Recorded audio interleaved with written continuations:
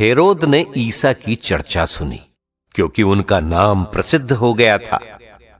लोग कहते थे, योहन बपतिस्ता मृतकों में से जी उठा है, इसलिए वो ये महान चमत्कार दिखा रहा है। कुछ लोग कहते थे, ये एलियस है। कुछ लोग कहते थे, ये पुराने नबियों की तरह कोई नबी है। हेरोद ने ये सब सुनकर कहा, ये योहन ही है जिसका सिर मैंने कटवाया है और जो जी उठा है। हेरोद ने अपने भाई फिलिप की पत्नी हेरोदियस के कारण योहन को गिरफ्तार किया और बंदी गृह में बांध रखा था, क्योंकि हेरोद ने हेरोदियस से विवाह किया था और योहन ने हेरोद से कहा था, अपने भाई की पत्नी को रखना आपके लिए उचित नहीं है।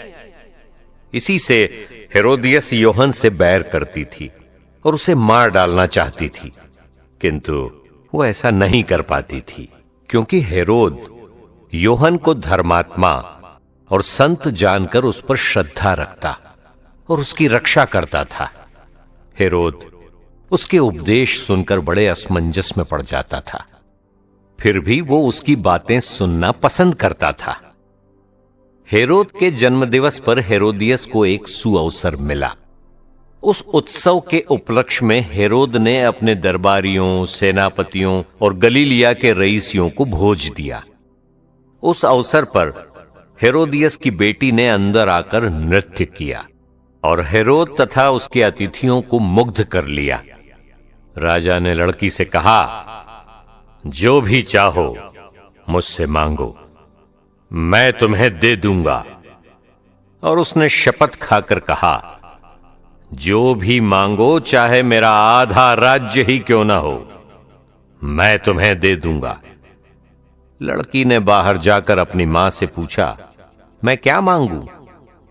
उसने कहा, योहन बपतिस्ता का सिर। वो तुरंत राजा के पास दौड़ती हुई आई और बोली, मैं चाहती हूं कि आप मुझे इसी समय थाली में योहन बपतिस्ता का सिर दे दें। राजा को धक्का लगा, परंतु अपनी शपथ और अतिथियों के कारण वो उसकी मांग अस्वीकार करना नहीं चाहता था। राजा ने तुरंत जल्लाद को भेजकर योहन का सिर ले आने का आदेश दिया।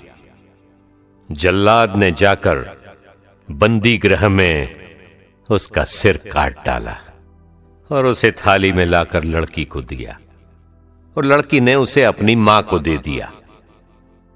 जब योहन के शिष्यों को इसका पता चला तो वे आकर उसका शव ले गए और उन्होंने उसे कब्र में रख दिया।